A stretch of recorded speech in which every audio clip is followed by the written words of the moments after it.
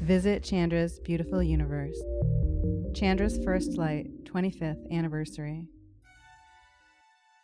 A quarter of a century ago, the first light images from NASA's Chandra X-ray Observatory were released to the public.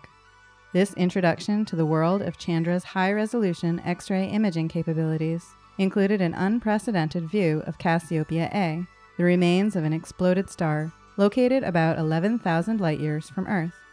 Over the years, Chandra's views of Cassiopeia A have become some of the telescope's best-known images.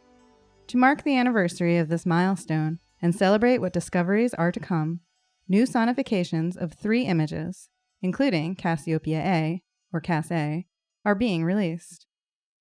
Sonification is a process that translates astronomical data into sound, similar to how these digital data are more routinely turned into images. This translation process preserves the science of the data from its original digital state, but provides an alternative pathway to experiencing the data. This sonification of Cas A features data from Chandra, as well as NASA's James Webb and Hubble space telescopes. The scan starts at the neutron star at the center of the remnant, marked by a triangle sound, and moves outward. X-ray data from Chandra are mapped to modified piano sounds, while infrared data from JWST, which detects warm dust embedded in the hot gas, have been assigned to various string and brass instruments. Stars that Hubble detects are played with small cymbals. 30 Doradus is one of the largest and brightest star formation regions close to the Milky Way. This sonification again combines X-rays from Chandra with infrared data from JWST.